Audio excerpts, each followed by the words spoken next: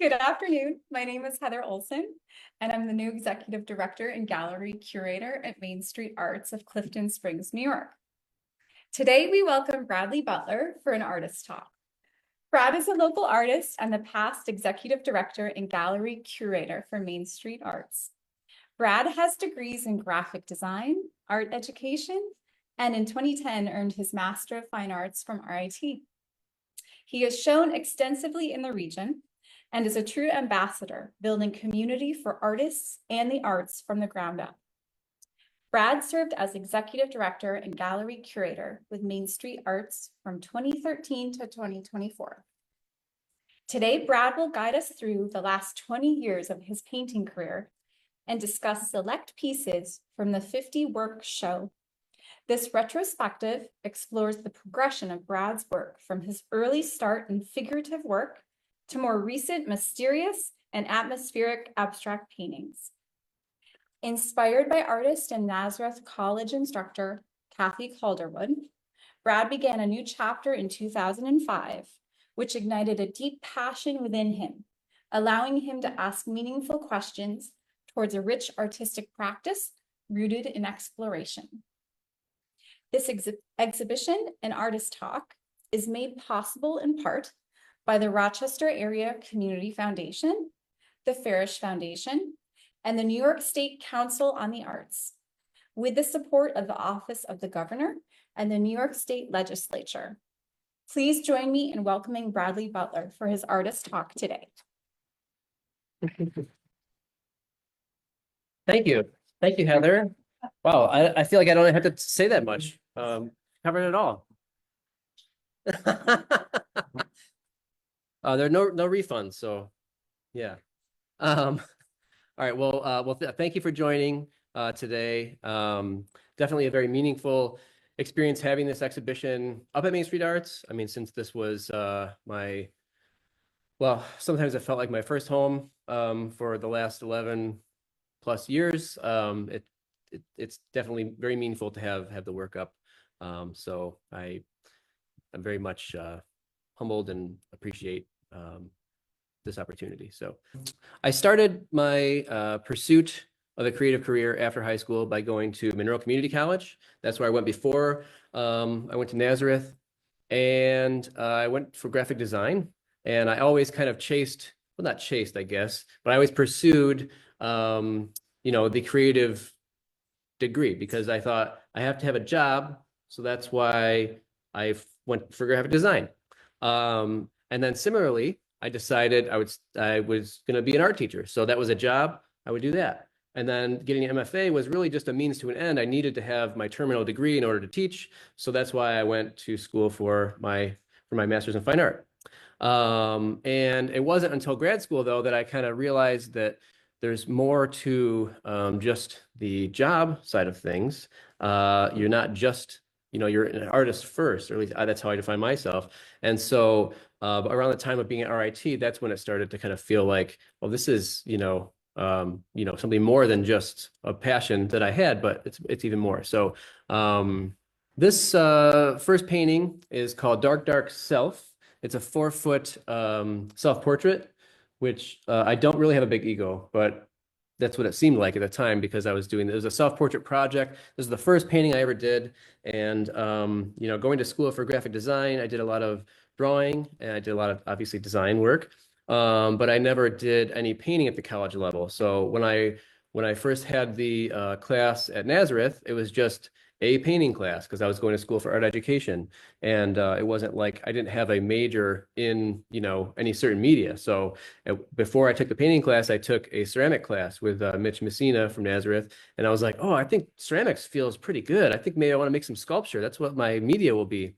But that kind of changed after I thought about logistics of working in 3 dimensions. It's difficult to have work and store it and transport it and all that stuff. And if you don't like something, it's kind of permanent forever. I mean, you can smash it up, but to quote the title of a great exhibition you should see, nothing disappears. On view through March 21st at Colleen Buzzard's studio in Rochester, New York. So so, you know, that was kind of in the back of my mind, you know. And then in the fall semester of 2005, I took this painting class with Kathy Calderwood. And I think that initially I was like any young student, kind of like, yeah, I'm just here. I know how to paint, you know, this instructors, they don't know anything. Not that I really thought that specifically, but you kind of have like this attitude as a 21 or whatever, however old I was, kid. And but she would just kind of she set up this really great atmosphere, and you know, it was just like you just kind of are working, and she'll give you advice and critique and whatever. And finally, after a little while, I started to really listen to her, you know, because I hadn't painted since high school and I wasn't a good student in high school, so I didn't know what the hell I was doing. So so, you know, just simple suggestions like, hey, I think you should add a little more water to that paint, you know, because your brush is really kind of dragging across that surface.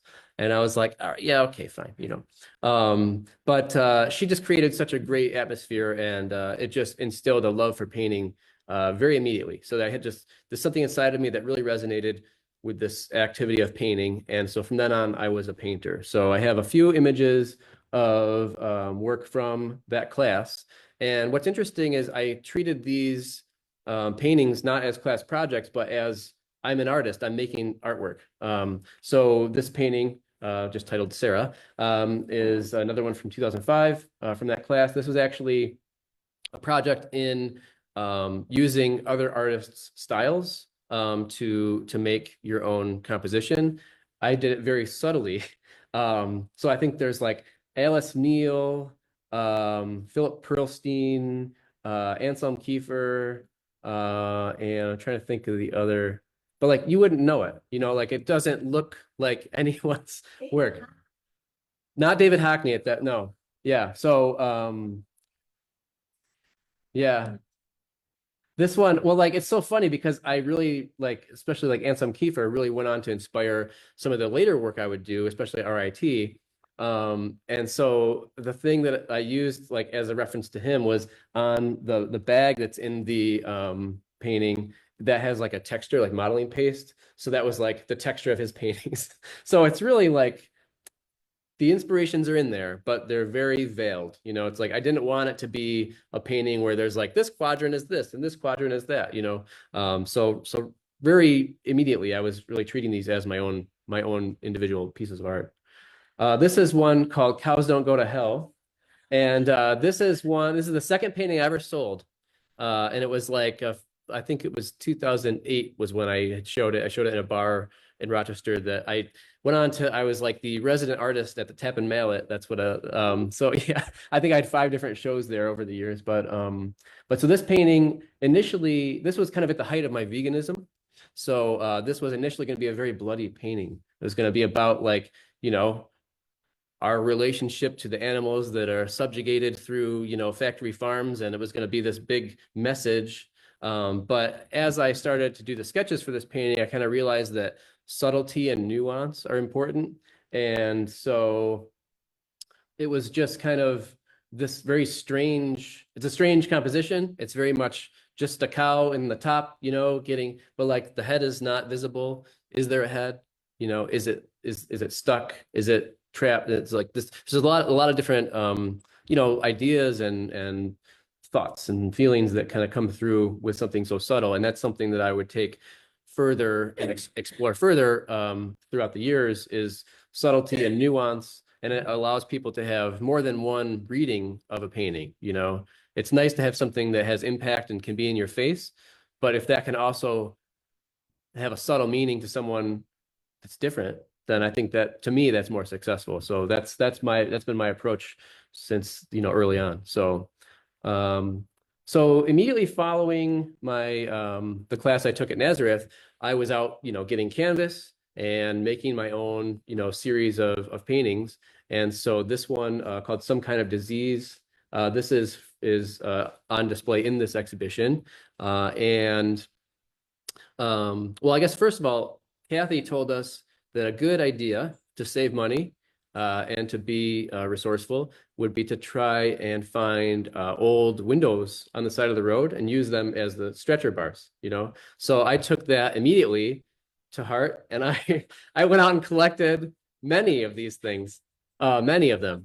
And no, they're not there. They're not there anymore. But I would find them because like this was at a time when I guess everyone was replacing their windows. So I would find them. I would smash the glass, I think directly into the garbage bin that the people come and pick up. Probably not a wise idea, but I would smash the glass and then I would stretch the canvas over it. And there's downsides to that, but I was young and learning. And it wasn't until I was at RIT, I think before my second year, that I was smashing a bunch of windows in the little shed that was at our apartment, and I did something bad and I sliced my pinky open. I needed stitches in my pinky, and it was like once I thought that I wasn't going to be able to paint for a little while because of this injury, I was like, maybe this isn't a good idea. Maybe I'll just be a normal artist and just, at least build my own stretchers. So I started doing that. Yeah. Uh, but anyway, going back to 2006 when this painting was done, I, had that one painting class. I took a watercolor class over the summer. I think that was in 2006. So I was already painting these paintings, but I found something to explore that felt like my own. And I was just focusing on a color to start with. So this one started with this yellowy color and just like letting it be this intuitive approach to putting things on the canvas. And so this is from a series called My Subconscious Realm is a Fantasy World. And it was just about exploring my subconscious. And so I think there were 6 paintings total in the series. All of them had a distinct kind of primary or secondary color as the impetus for the painting. And these are roughly 30 inches, square, each of them. They're not quite square because, again, they're on old windows, which was a fun thing when I was preparing for this show, restretching some old paintings, and anything that was on a window frame was some weird size. It was like 3/4 and 5/8, and so I wasn't able to purchase pre-made stretchers as I had planned. So, but that was fine. And then here's this was, I believe, the first exhibition, I'm trying to think, beyond like a member show. This was the first exhibition that I had. It was a 2-person show with an artist named Sarah Dankert from Rochester. And so here's an image from the opening reception. And here's Sarah and I. And she was at Nazareth the same time I was. She was a grad student in the art ed department. And at the last day when the grads and undergrads were presenting their portfolios and talking about, a little bit talking about their own work, and how that relates to their teaching practice. She came up to me afterwards and she said, I really like your work. I've been looking for someone to do a 2-person show with. I already have this lined up at the U of R. It was at the Art and Music Library at the U of R. And so she asked me, and I, of course, said yes, because along with kind of gravitating instantly to painting, it was like I wanted to show it. I wanted to have the work out there. I wanted to, to get it out there. So I was very gracious to Sarah. And then she ended up actually purchasing the first painting I ever sold, which was is coming up. This image, I just shared this on Instagram, I think it was yesterday. This is that whole series, again, that My Subconscious Realm is a Fantasy World. And you can kind of see in the title on the window next to me, it's kind of weirdly broken up. So my titles are so long, and this continues to today. I have titles that are, full sentences, but there's something about a lot of words that I just really like. So we had to cut the vinyl and move it to the next line. So, but this was an opportunity through Rochester Contemporary on East Ave in Rochester. This was the old Sibley building, which now houses, well, many things, but like the storefront that this is showing here, this is now City Art Space, which is an RIT gallery, very nice gallery space. But I remember walking in, I think I stacked all these paintings up on top of each other, carrying them all in at once. And I'm like asking people inside like where I should go, because I had to go into the old Sibley's and I had to, find my way to this storefront. So I'm walking through, it's pitch black in there, and there's just all this stuff all over the floor from when it was a store. And I find my way through to the fitting room, because the fitting room is where you had to go through to get to this little door that took you to the storefront. So once you get there, then you're blinded by, the sunlight. But it's a very memorable experience. So So, but it was really cool. And I just posted this, like I said, and somebody who is shown here said, "I remember your work from that space." So that was really cool to see. So from here, now we're into 2007. We're into a series called The Future Consequences of Neglect.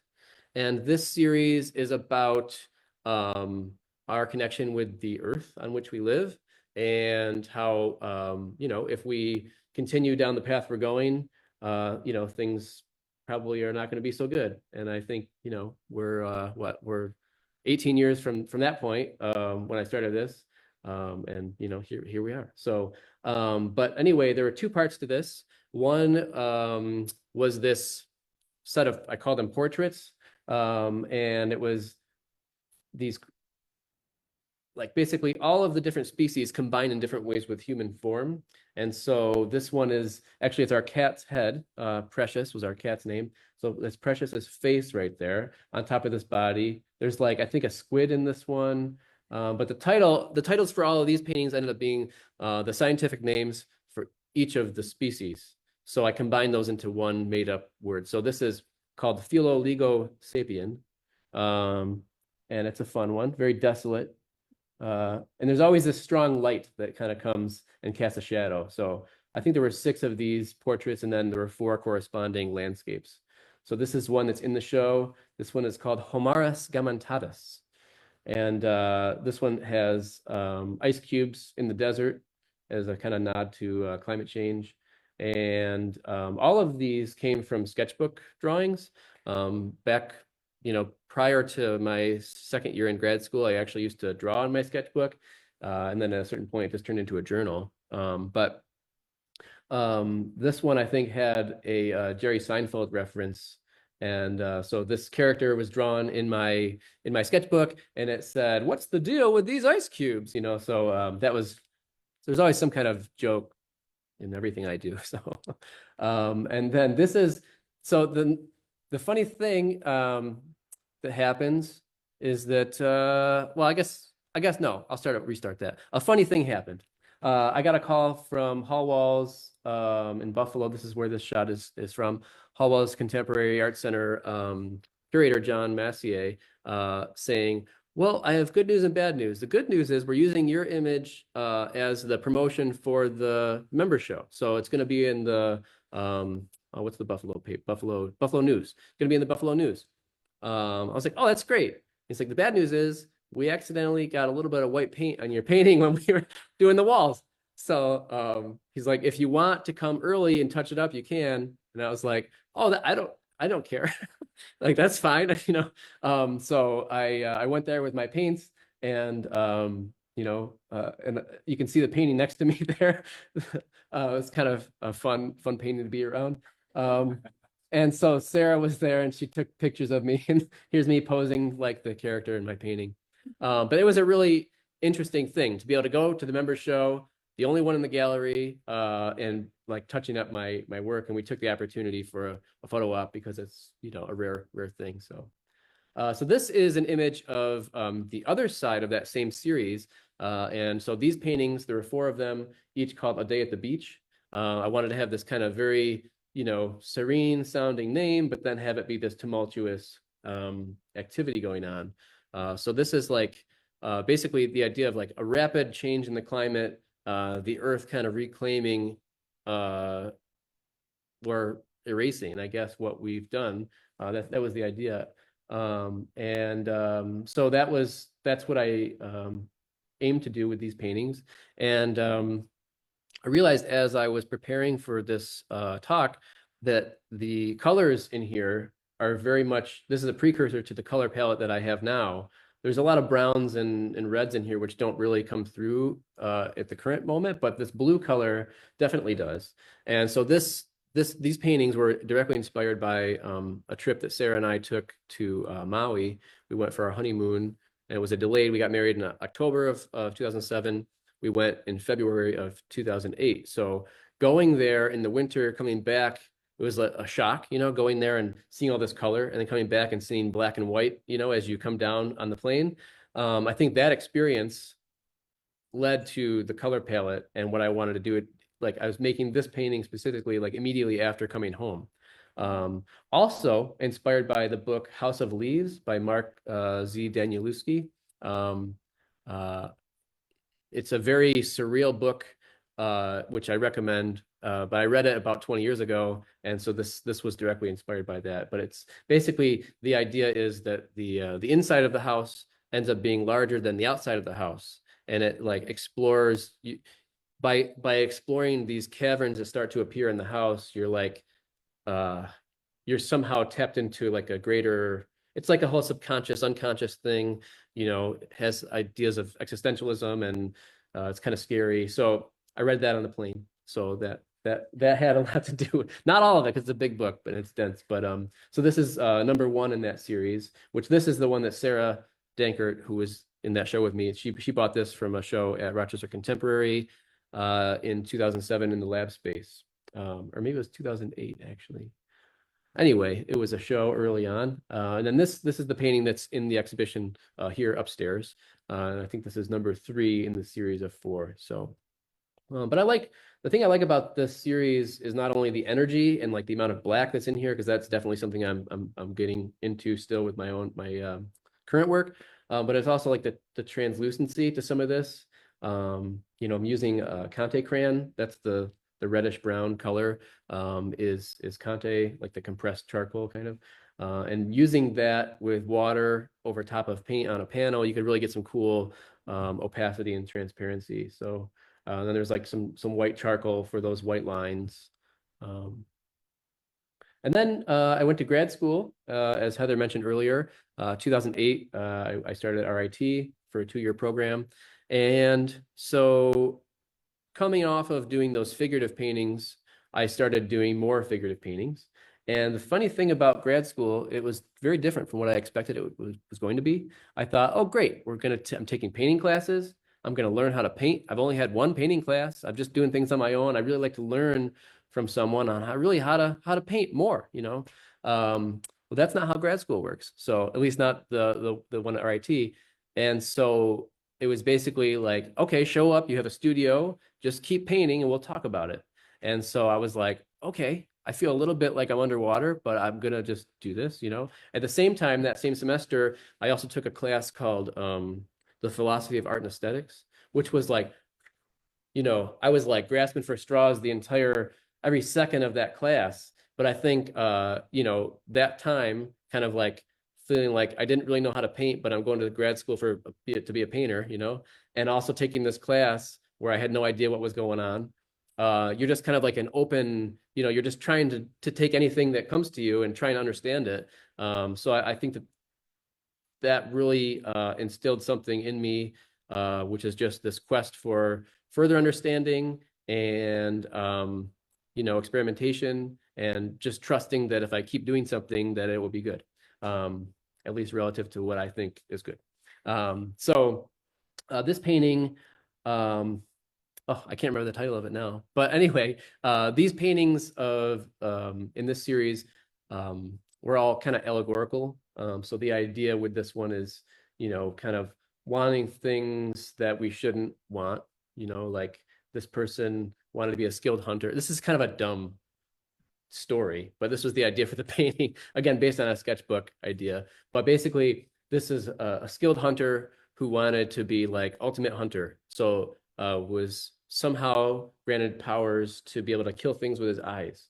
But in getting that power, he wasn't able to eat anymore. So his mouth like sealed shut. So there's like it's a dumb allegory, but it's an allegory, I guess.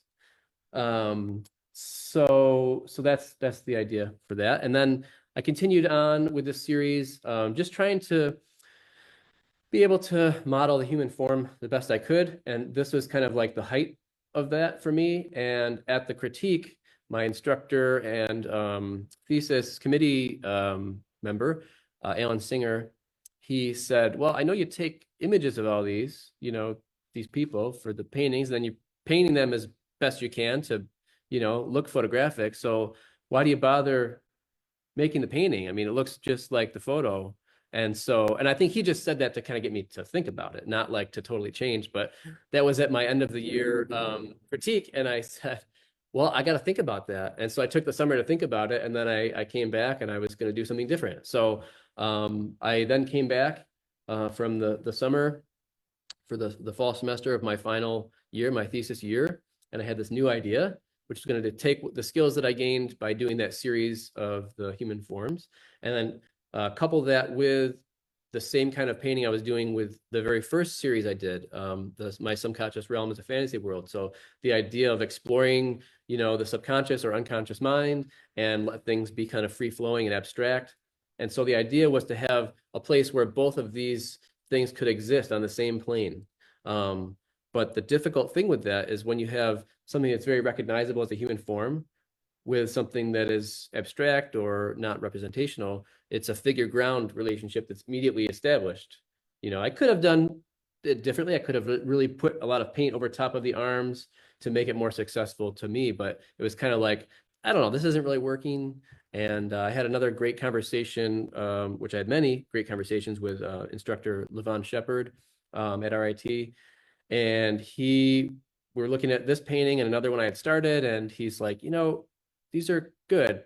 You're pushing the envelope, but you just got to go over that cliff, and he would always say things like that, maybe he knew what he was saying at the time, or maybe he was just trying to get you to think, just like I mentioned Alan was doing. But that was around the time of Thanksgiving break. And so he said that, left my studio, and it was just like really thinking about it. And then I fully embraced abstraction after that. And around that time, everyone else was cleared out. They went home for the holiday. So I had like 3 days, I think, to myself. And I went into the studio every day and I spent like all day there just painting. I know like no one else was there. So all the lights were off except for like my studio and a couple other lights. So it was like just the right kind of atmosphere. And I had a very vivid dream of paint. And it was like, I could still see it. It was like a lightning storm. It was black and white, and the paint was just swirling around all by itself. And it was like, I liken the idea of having this vivid dream to just being so in the flow in the studio. And I still haven't gotten back to that point. That was 2009. So hopefully before like 2029, hopefully I get back to that point, because that was like an amazing thing. But this is called Experiment 4. And this is, it belongs to my wife, Sarah. I gave it to her to hang in her office when she had a job at a college. And now it's in our dining room. And it looks better in person. This is not a great photo. But then this painting is called I Dreamed of Paint Last Night, because this is the painting I was working on around that time when I had that dream. And this is 10 feet wide. So it's 2 panels put together as a diptych. Each of them are 5 feet to make 10. And for some reason, I thought it would be a good idea to submit this to a juried show in Brooklyn.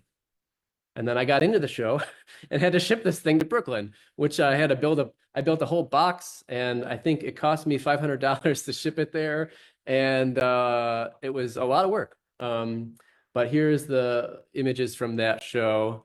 And here's a goon-like picture of me from, it was raining that day, so that's the jacket. And we were on foot, so hence the backpack. But the thing I realized about what I was thinking about, other than just my dreams, with this painting in particular, is I was driving back and forth from Victor to Henrietta to go to school, and I'm always looking out the window, and I'm still guilty of this. Like as I'm driving, I'm like, if Sarah's in the car with me, she's like, hey, just get your eyes on the road to pay attention what's on the side. But I can't help myself. I drift, I wander, and I just am driving while looking out the window. And so this painting, it made me think about, because it's such a panorama, so you're seeing like all of these kind of vertical lines, like they're trees or things passing by. So I think that just the idea of absorbing your surroundings, that kind of came into play with this body of work. This one shows it very dark here, but this one is called Draining Vertically. A mysterious collector or pair of collectors purchased this from my thesis show, and I thought I was a real hot shot. Like, oh man, someone bought something from my thesis show. Like other people aren't selling their work. This is really great. And then I get a letter from the buyers. Turns out to be my parents. So it's not the same.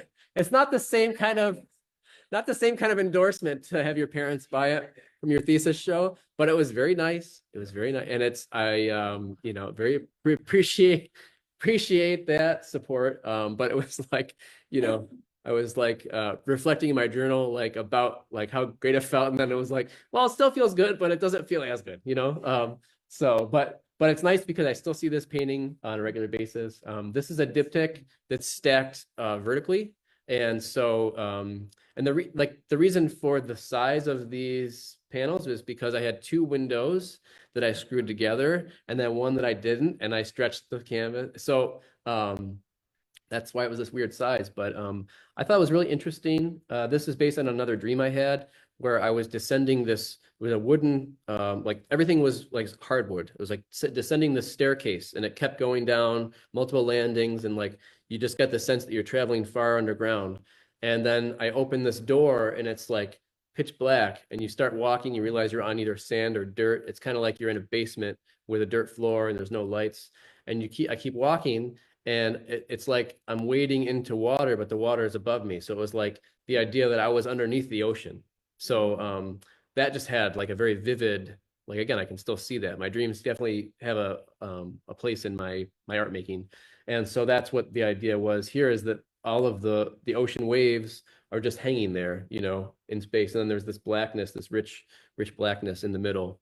And so the idea is, since it's so vertical, you kind of hang it, eye level is like right where all that darkness is. So it's kind of like you look up at the blue. So that was the idea there. And I'd like to do this again, but you really need high ceilings in your studio to be able to do that. And I paint in the basement now, so that doesn't work out. But also thinking about the rich, you know, dense black, that's something that as I continue in here, and all of you here know the work that I do, there's a lot of black in all the paintings that I do. And this one was at the height of using what I call black hole black.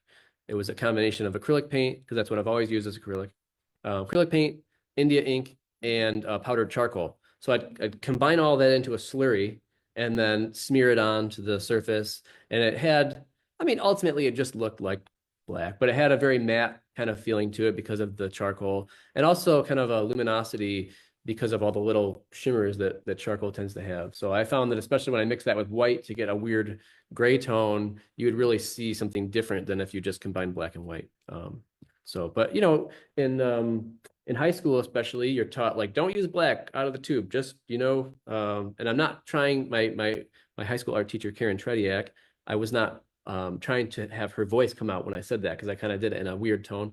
That was just like the voice of the teacher. But you know, she would always get us to mix the paint with mix the complements to get the black, but it never worked. You know, I feel like that's just something our teachers say to you. So it didn't work. I'm not going to accept anything other than that. That's fact. Doesn't work. No, I know it works. It just, again, I said I was a poor student. So, well, yeah.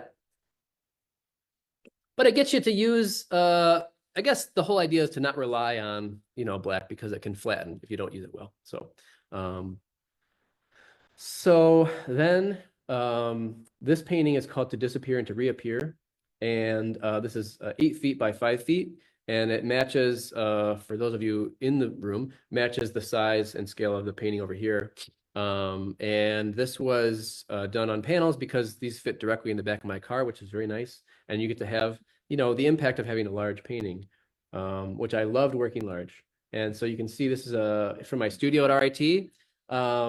So you can see the floor of my studio. There's a definite line between me. And so my studio mate across the little divider there, Amy Vina, she, I think, ended up moving stuff from that side of the room to the other for her, because I was getting stuff all over her canvas. At one point I tried to put like some tracing paper as a barrier. I don't know, you know, I think I had it on a roll, and all that did was just adhere itself to the floor. So I think they were pretty mad at me when it came time to clean, you know, in between semesters. It was such a great studio space. And my sister Sarah took these photos of me, and it was a lot of fun.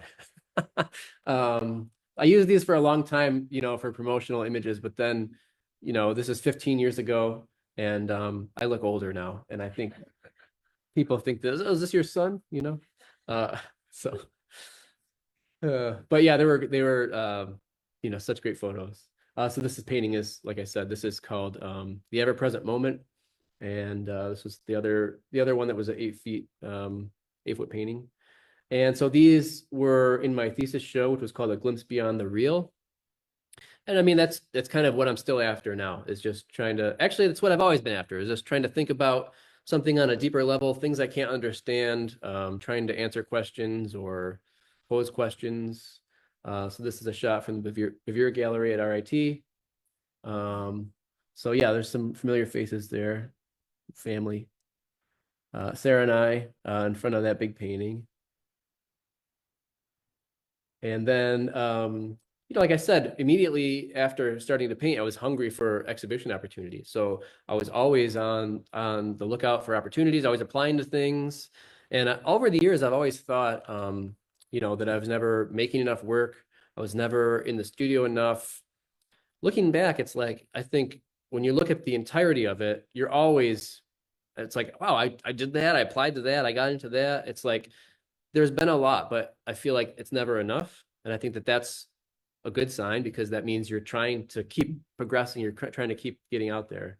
But so I had my thesis show in May of 2010, and then I had a 2-person show in October of 2010, and I made new work in between. Because like when it was the end of the semester, our final year, it was like, people kind of checked out, like, oh, my thesis shows up. I'm done.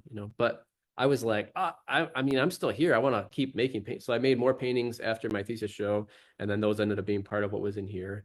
And so this show is a 2-person exhibition with Rick Minard, who's on the end there with the beard. And then directly next to me, that's Levon Shepard, my professor. It was his gallery.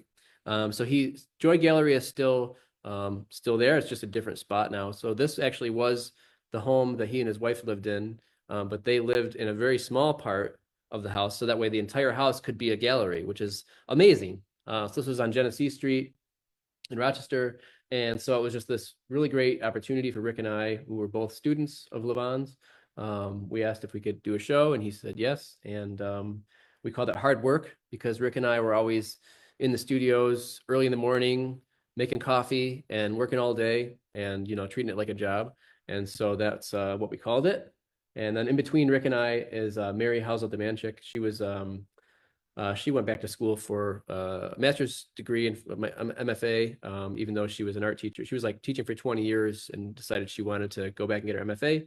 And it was great to get to know her. And we only had 2 other students, but besides the 3 of us, we had 2 others in the program, a very small program at RIT. This painting, again, I have no idea what this one's called. Or no, I do. It's called Stepping Into and Out of, which all the titles from that time had this. It's like the same idea with different words. But this is on unstretched canvas, unprimed canvas, and just trying to create something that looks like it's a portal of some kind, like you could really go into that space, and having it kind of come onto the floor was an idea that I had. This is the only painting I ever did in that way, but it was, I think, it's a success. Yeah, it was. I had this idea around this time that I wanted to show things in different ways and have people interact with them in different ways. So I wanted to have like a show in a barn somewhere in the middle of nowhere, where I'd have like a 30-foot square painting, and you walk into a dark barn and it's just totally lit on this painting. But then I realized that's not really possible. Farms are there for a reason, farming. So cows, vegetables, whatever. And then I also had this idea to have like a show underground, where you'd open a door and you'd walk down these stairs, and then there'd be like this painting. So these are ideas I still have. We'll see. I gotta build a bunker, I guess. And so this painting was another one from my thesis show. This one is called The Receiver of Things from Above, and that had everything to do with I mean, there's like a layered meaning to that, but the idea for the title came because it was stacked vertically, and it was drained from the top to the bottom. So that was the idea. But this is another, 2 5-foot panels to make a 5-foot square painting, submitted to a juried show in Brooklyn. Again, it got in. Why did I do that for? This time we drove there and dropped it off because it was cheaper. But we drove it there, turned around, came right back. Not wise. But it was fun. So that was from the second version of that juried show. It's at the Brooklyn Waterfront Artists Coalition. So around 2011, I had a studio visit with some curators from Buffalo, including John Massier, who called and told me about that painting mishap. And the takeaway was, Brad, you use a lot of drips in your paintings, because everything up until that point, or everything I was doing in my thesis, had a lot to do with water and how water carries the pigment. And I was looking a lot at Pat Steer's work, and that was like everything she was doing was about those kind of, just things falling vertically. And so he said, I challenge you to create a drip-free zone in your work, because, and it's something that you just consider it. You don't have to take everything that people say to the degree that I do sometimes. But I said, okay, I'm doing these paintings on drawing paper. You can only get so wet, not one drip in this series. So this was called There Is No Up or Down. And this was 19 paintings, ended up being shown at an exhibition in 2011 at Equal Grounds Coffee Shop in Rochester. And this one's called The Startling Discovery. This one is in the exhibition here, much smaller. This is actually 8x10. So if you're seeing it on a screen like this, I wish it was this big. This is called Diffused and Obscured. But you can see it's still my work, but it's very different from the paintings we just looked at. There's not a drip, in this. They're all, it's acrylic paint and drawing media. And this was, a diptych in a way. It was adhered to one panel, but it was two pieces of paper. I was limited to the drawing paper that I had. And, I like limitations because it makes you get real creative. And I think this is the title piece of that show, There Is No Up or Down. And that came from a kind of poetic fragment that I came up with, which I do often, with my work. And I think if you can read it there, it says, no starlit skies, no shadows, no horizon or points of reference, like traveling backwards, no top, no bottom, there is no up or down. It was just the idea of, being in a state of confusion, being, not quite sure which way is up. And I thought, because at the time I had this thought about the most terrifying thing, to me would be to like lose your ability to, understand what's happening around you. I mean, that's terrifying. So that was the kind of the idea surrounding these paintings. So these are, this was the exhibition at Equal Grounds. So this was 2011, and everything's adhered to a board. And, I learned things by doing things. I never really know what I'm doing until I do it. And once I adhered, paintings on paper to a board 19 times, I realized how I should do it. So it was a good exercise. So moving forward, and we're now into 2012. This is the painting called Balancing the Darkness. And I was taking what I learned from the experiments working on paper and moving those into canvas. This is me in my studio in 2012, working on a large painting on paper, which I think never was finished. But boy, look at those sideburns. Fun fact, I still use that Lean Cuisine container as my palette. It's black, and it's got old paint layered up on it, and I just love it. So real palettes be damned. But I worked in a spare bedroom in our apartment, which when I did a series of charcoal drawings, I found that charcoal travels everywhere, because Sarah came into the studio one day and she went like this with her finger to the blinds right next to where I was working, and it just was a black line. And so I was like, okay, I gotta be careful. In 2013, I started my job here at Main Street Arts. And so at the same time, I was working towards an exhibition at the Little Theater Cafe, also working towards a secondary exhibition at Gallery R. Like I said, always hungry for opportunities. And so this painting, I wanted to have substantial forms. I wanted to make things that had volume. So that was the idea behind doing, this series of paintings. This one is called A Lesson in Substantiality, which substantiality is a made-up word as far as I know. So So that was the idea here. It was a lesson teaching myself about creating something with voluminous form. And so that's what I aim to do here. So there were a few paintings in this series. This is not in that direct series, but it's kind of what came after that. This one's called, I think this is called Experiencing Perception. And this is like 36 by 28. And you know, from the time of grad school until about this time in 2013, 2014, I kind of rejected the idea of landscape. I didn't want to be painting landscapes. I was painting something very deep. That was my idea.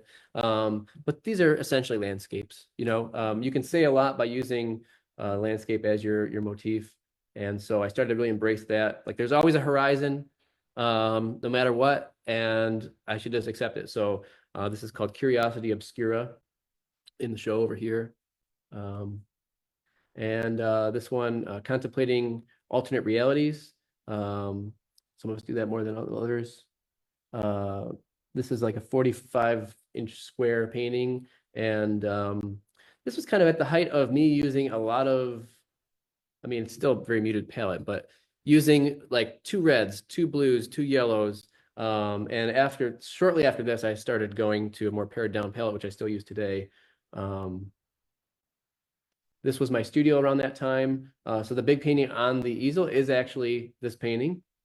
So it looks nothing like that at that point. I think the areas at the top ended up being, you know, pretty much, you know, left alone with some things added over top of them a little bit.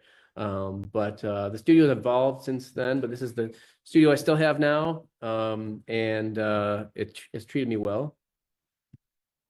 And this is, I think, what, a year later, maybe two years later, perhaps, another series of paintings.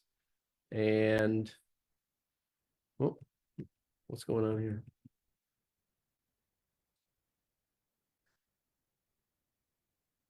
No, technical difficulties. I think we got it. There we go. Here's an introduction of more color. Still that mysterious space. Definitely feels landscapey.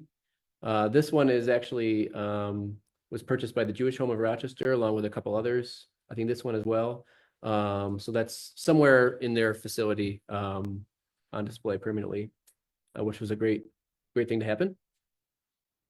This is an exhibition from I think it was the beginning of 2014. It was in Portland, Oregon. It was a juried show. It was based around the title was the show was Penumbra, which is has to do with like shadow. I think it's like the shadow of the moon.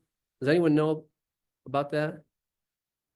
I think that's something about the moon, shadows. I thought, oh, shadows, that's me. I gotta apply to that show. And then, oh, this building looks familiar. This is the one time that I included my work in a show when I was director, and I had a hard time with it. I mean, people wanted to know what I did as a painter, you know, but it was like, it felt weird because I was used to talking about, you know, used to talking about other people's work. But anyway, this was a show called The Opposite of Concrete, which concrete, abstract, that was the idea of the title. But it was abstract painting and photography. So it was it was an exciting time, but it was weird, but I was glad to do it. Oh boy, again, huh? And then in 2014, I was in a show at Niagara County Community College.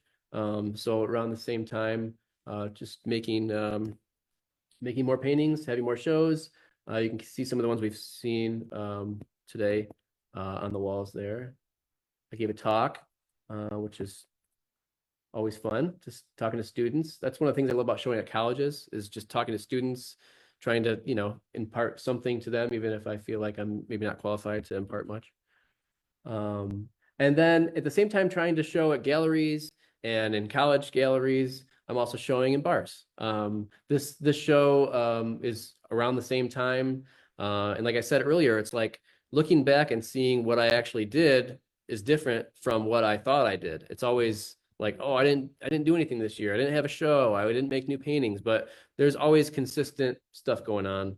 And this is just, you know, taking an opportunity as it came and always saying yes, which is something I always tried to do. And then this one, this exhibition actually, this is at Oswego. It wasn't in the Tyler Gallery because at the time they were renovating it. So this was in the library, I think it was. But it was still a great show. I was invited because the curator of this gallery saw the postcard for the show that I was in Niagara County and asked me to be in the show. And then here's Rochester Contemporary Members Exhibition, which whenever I tell people, younger artists or people just kind of getting into showing their art, I always recommend, join any kind of local, contemporary art center because there's a member show and that's a great way to be in exhibitions. And I think that that's the way everyone should start out. Boy.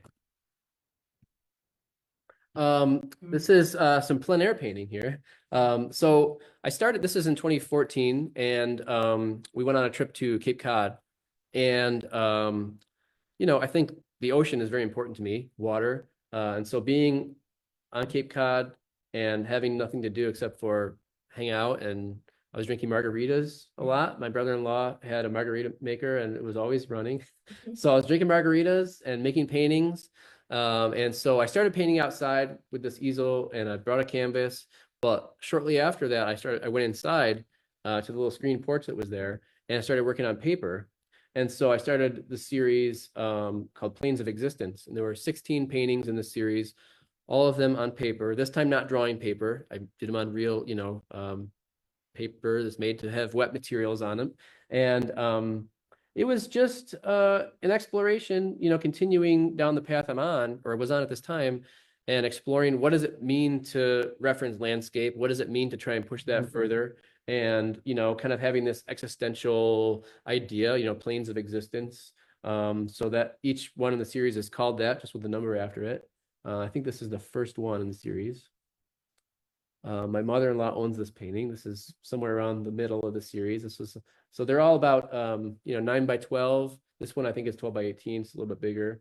But I still look back on this series and I really love just the way that I approached putting paint on that paper. It just really I really appreciate it still. So that's the thing looking back. And I think we just Pat and I gave a talk last Saturday. I think we talked about this, like looking back at your own work is very educational. It's like looking back at everything for this exhibition, it's been an amazing opportunity to like learn from the past and learn, what I want to do in the future. So it's been really exciting and enriching. No, so I mean that was kind of a joke. I was outside. But whenever I try to paint something from life, I just get distracted and I start painting whatever's from my head, So everything I do is just directly from nowhere, or back here, so I think that same year, just continuing to push forward. This one is called The Shape of Things to Come. And it was really trying to be, this is where I'm at and I want to go forward with this. It was also a reference to the Ornette Coleman album, The Shape of Jazz to Come. Also referencing the hardcore album by Refused, The Shape of Punk to Come. So, that's music plays a big role in my work. So I had a show in 2015 called a really uplifting title, The Disillusionment of Dreams. You're in grad school, you graduate, you do get a job, maybe you try and balance everything. It's difficult. You buy a house, it's like the idea of going to school, getting the job, everything's great. You're like, I don't know. I mean, everything's fine, but sometimes you have a dream and it's a little disillusioned. And that's, I think, a helpful exercise to have for us all. But that was kind of the meditation around this idea for the show. And this was at the Geisel Gallery at the old Bausch & Lomb building downtown Rochester. And also around this time, a lot of these shows I have, there's a lot of overlap. The work is, the same with a few add-ins. So this is the studio about 2016. I submitted this along with a little write-up to Hyperallergic for their like From the Easel series they did, and they picked this, which was really nice. It was a nice endorsement. There's some of the paintings on the back wall there are in the show. Those are kind of in the works. And then the painting on the easel actually is upstairs in the library right now. And I think it's the next, no, not quite. So this is in the show. But you can see it's a move into what I call the darker, blacker phase is the series that I'm kind of still in. This started in 2016, came after like submitting to a lot of opportunities, not getting in, being depressed about it. And I said, well, fine, I'm just going to make the darkest, blackest paintings. No one's going to like them, but I'm really going to love them. So take that. But it was good because I think they're better paintings. So these are from that series. Oh, this is, downstairs here in the show. This kind of remains one of my favorite paintings I've done. It's very different. There's a lot of white in it, which is very different. But it's just something about it. It's very kind of representational of an actual place, not a place that exists, but it looks like a place. And you can really see, I think there's been a few paintings that reference this line, but this is like the emergence of that undulating line that is in almost all of my paintings from this point on. That continues to show itself. This is the painting I said was on the easel in that other shot. But also around this time, this is like winter 2016 into 2017. I'm working towards a show with Mitch Messina at Gallery R at this time. And I'm walking our dogs in our neighborhood, and I'm seeing all of these kind of, red, maroon kind of lines, like the, is that poison? No, what is it? Poison oak? Poison. It's like that red kind of sumac, maybe. It's prickly. It's a prickly vine. It has leaves on it. Anyway, there's these these lines, it's like, the thing grows, it kind of goes like this. So that's finding its way into a lot of my paintings at this time, like trying to use line to suggest other things, and trying to lay things down differently. So the painting that was just up and this one both share the same title, just with 1 and 2 after it. This is when you start asking questions, everything is suspect. So just the idea that once you start delving into, something and questioning it, then it's like you can't take anything for granted. You have to like investigate everything. And that's what I feel is like what my work is, just a continuous exploration. So this is the image from that show. This was called Leap into the Dark. And this, the work looks great together. It was a great gallery space. This is the old Gallery R. It used to be on College Avenue. Yeah, and just really, it's a high point, I think, for me, and also represents the beginning of where I'm at, thinking about my work and kind of pulling things together. And fun fact, Mitch and I are having a show in October, so this will be a part 2. This one is called Flood, and it's at Nazareth College in the Art Center. This is a view of the other room there. And so I think, yeah, the biggest painting in that room is over here in this room now.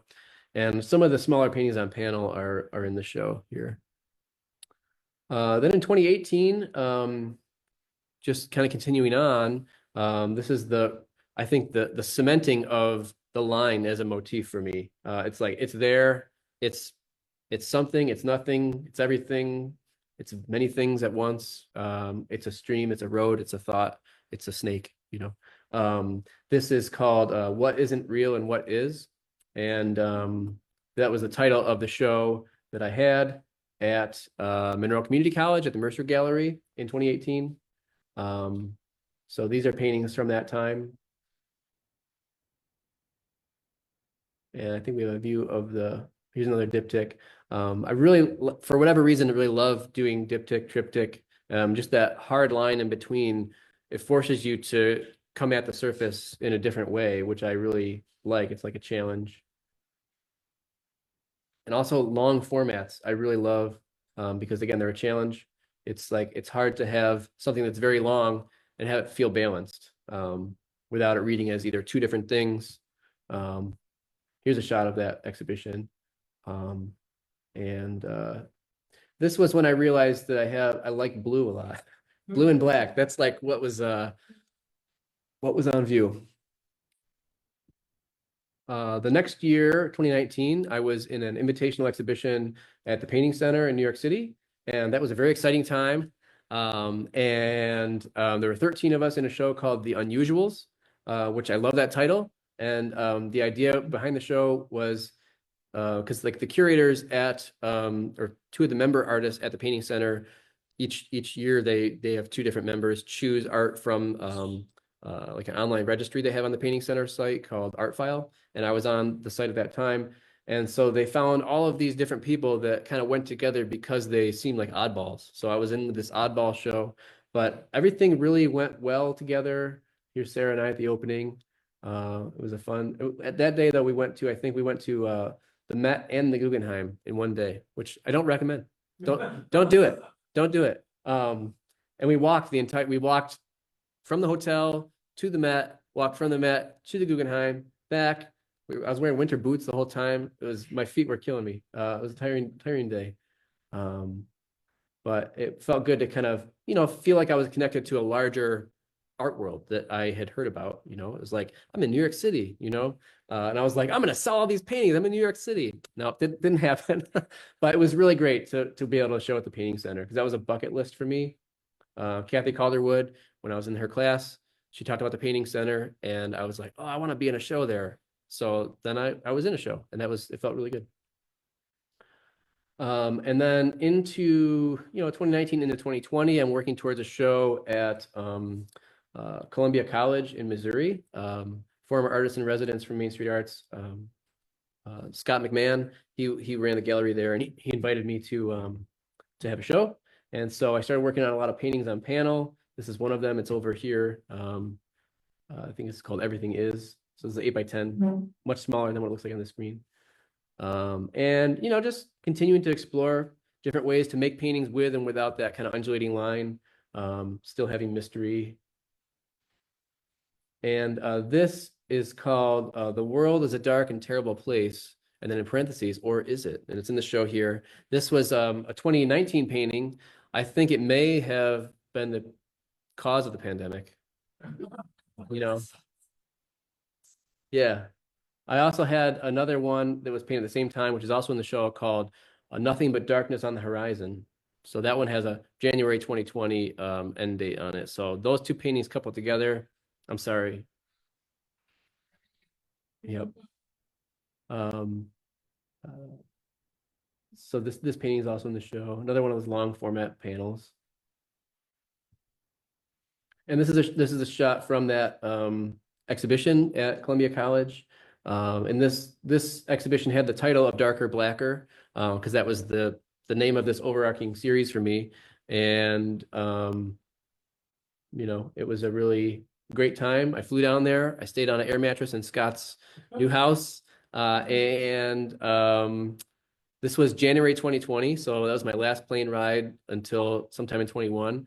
And it was great. I talked to students, critiqued their work. I gave a talk to a class, had an opening reception, drank some beers.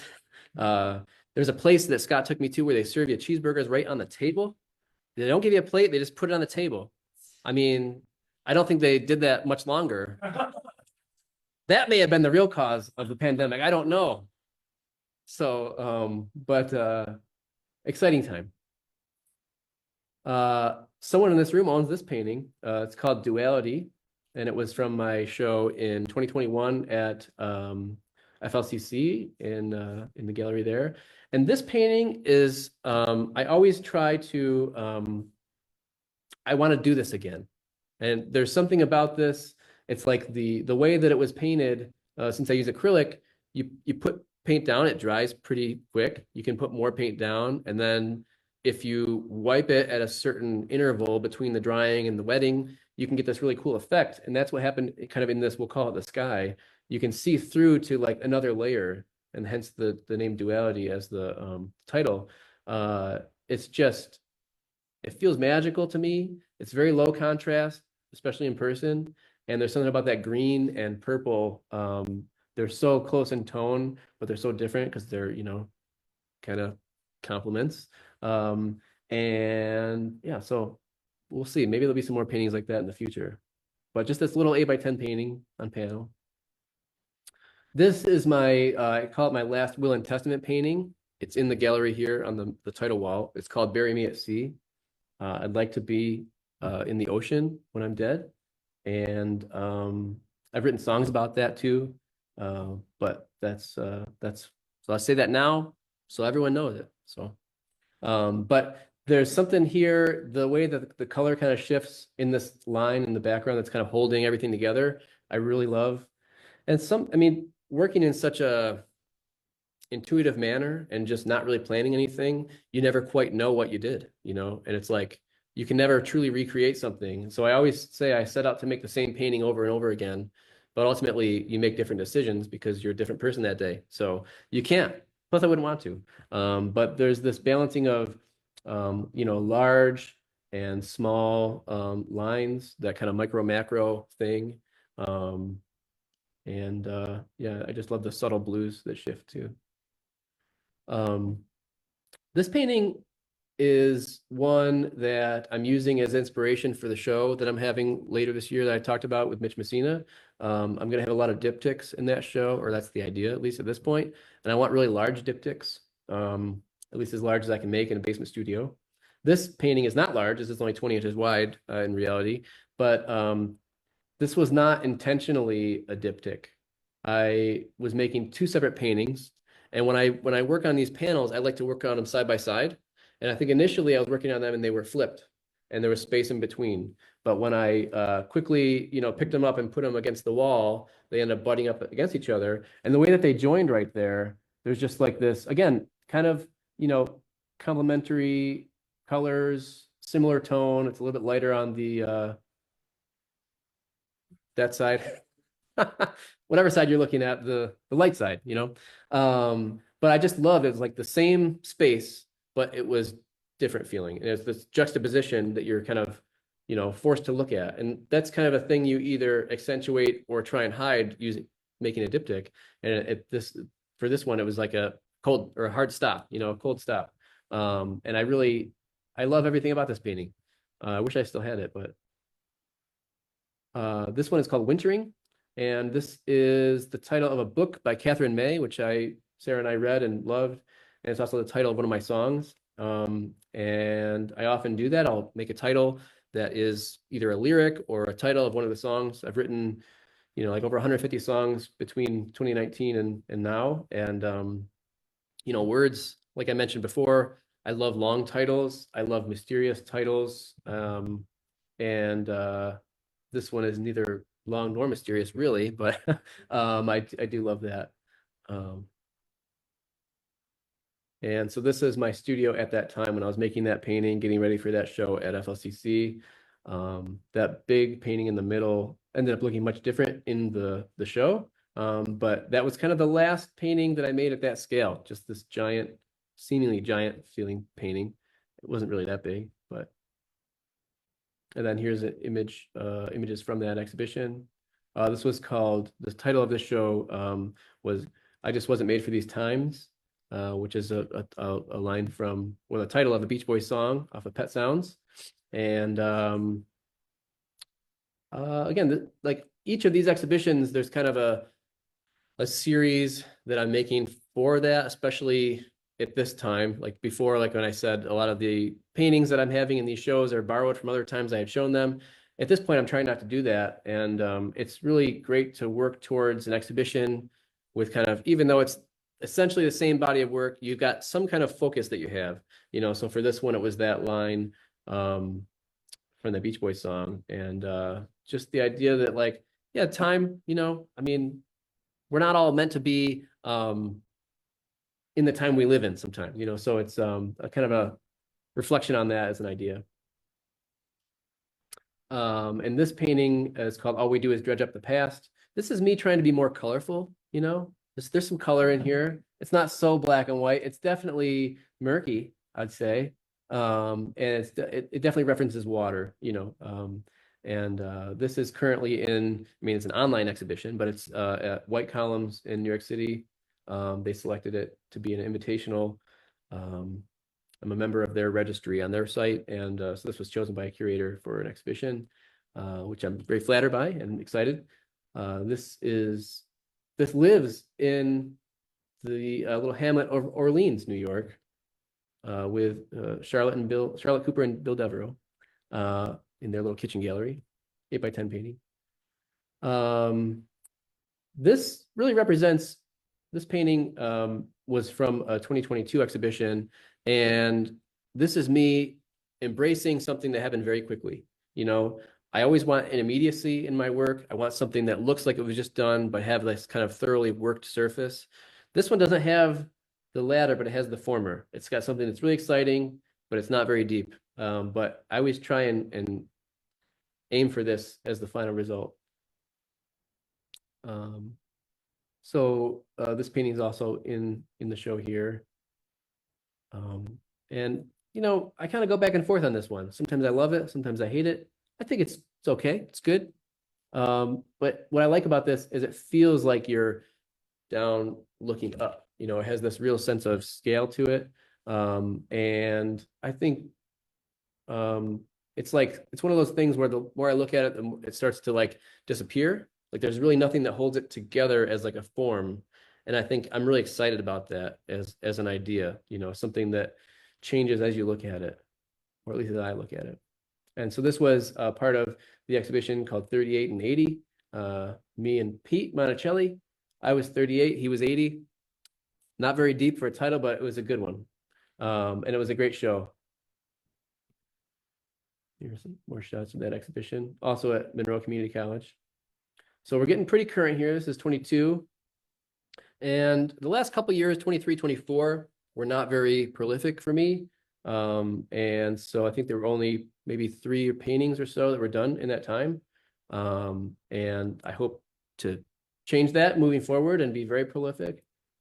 This painting is over there. We'll also be living in Orleans, New York soon. And this one is, I was listening to Bob Dylan in the studio, which I often do, and listening to Hard Rain's Gonna Fall, and the lyric, which I've heard many times, but the lyric, I heard the roar of a wave that could drown the whole world. It like hit me when I was painting this painting. So that's the title of it. Again, a lot of words. And so we're getting here into 2024. And this painting, Time Exists in a Circle. This is the diptych. This is the newest painting in the show. And this painting, like, I think I worked on it 3 different times. And from the very first time, the composition was there. And it was like one of those things, I never know if I should trust that or not, but I think it was a good stopping point. Here's an image of that in my studio. Peter Gabriel was playing that day. You can see his record there. But this was like, I think maybe the first, maybe the second time working on it. It was very, very fast to kind of get developed. But you can kind of see the mess that I working down there. It's very small, but it's very warm and inviting, and it just feels so cozy. Now we get to right now. This is the other show that I'm in right now with Pat Bacon, whose work you see very prominently in the background. And then, oh, here we are together, Pat and I. So this show is up through technically the 21st of March. But if you want to see it when the gallery is physically open, then come to First Friday, March 7th, or Second Saturday, March 8th, and see this. And these paintings are the most recent, and I'm really excited about where they're going. And you can see, though, you know, from all these images you've seen, it's just this continuous evolution and just trying to get after one idea. You know, someone else who's here, who's showing in the stairwell gallery, knows about that, because Joe's work, it's all, you know, Joe standing and this image of him against, you know, whatever the background is. And there's something really interesting. The more you delve into one thing, the more that becomes this large idea. That's something that I always think of as being counterintuitive, because, you know, how can something be larger than what it is? But it's kind of like the idea of being inspired by that book that I talked about earlier, House of Leaves. The inside of the house ended up being larger than the outside of the house. What does that even mean? How could that be possible? But it's just this idea that, you know, the more you focus on something, the bigger it becomes. The more small something seems, the bigger it is. Like you zoom in, it keeps getting bigger. So these are all small paintings on panel. The first one was 8x10. These two are 11x14. And I'm just really excited about where things are at right now. So this is officially the last slide in the presentation. And definitely if anyone has questions, I will take them. But I also talked quite a bit. So yeah. I think it's beautiful that you archived your 10 years. Me, I like it. 20. 20 or 20. But I like it to like keeping a CV of everything, you know, you did Mhm. in your academic and in your professional career. This amazes me. And it's like, I'm still getting to know the artist, Brad Butler. I know you, but then I don't know you. Yeah. And then I hear. And you're my father.